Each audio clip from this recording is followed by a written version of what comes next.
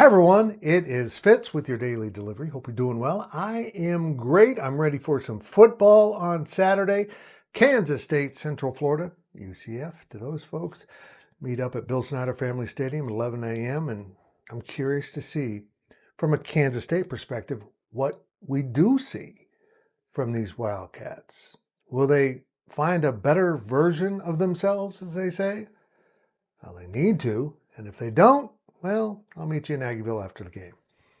First reminder, go ahead and subscribe to this YouTube channel. We're about to cross another threshold. You guys are fantastic. If you're not subscribing, please do.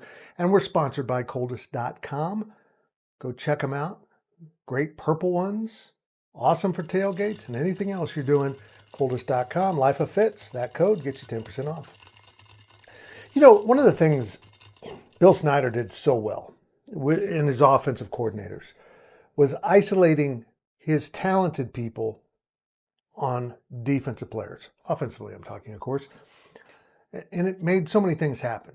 You get Darren Sproles into space, boom, advantage Sproles. Now, overall, a Kansas State offense might have had less talent than the opposing defense. People always wondered, how does Kansas State play with Oklahoma and Texas when these programs have so many great recruits?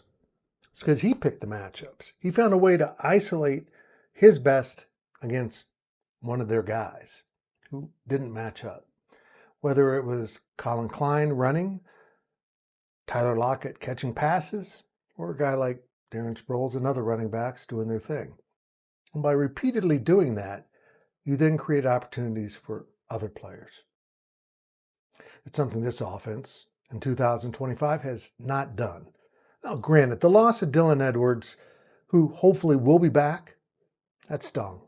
It kind of derailed him a little bit because with him out there and Avery Johnson and Jace Brown and others, you get opportunities for those guys to make plays.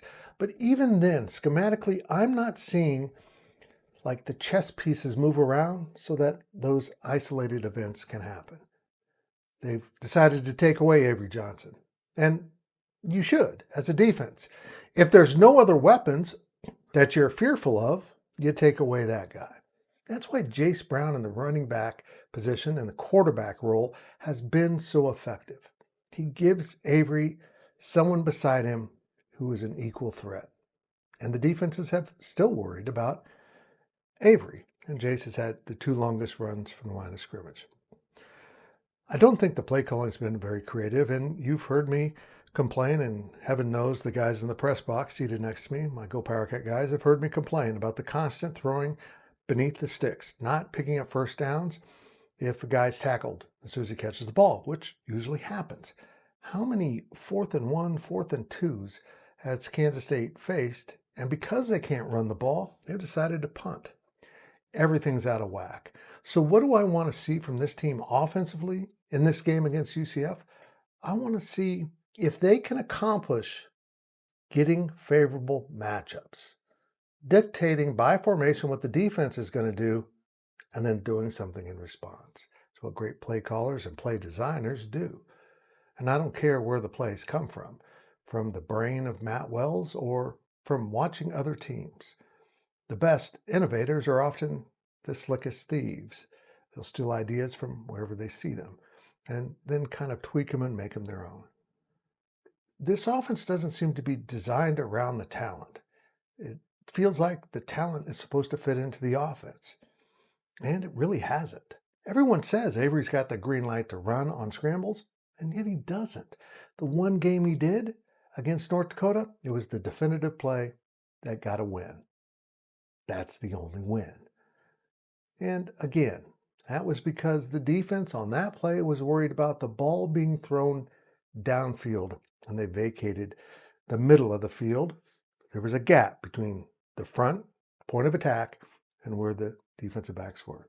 And Avery took advantage by dictating what the other team had to do to stop the design of the play. K-State found a way to make a play in another way. A little creativity will go a long way. Certainly will lift the hopes of Kansas State fans. We'll see what the Wildcats have to offer. We'll see if Dylan Edwards is closer to 100% than the little bit we saw him at Arizona. Remember, he actually had a couple good plays, even though he wasn't nearly 100%. Having him back will make a big difference. But what will make the biggest difference is a little more creativity, a little more flash and substance in the play calling. We shall see.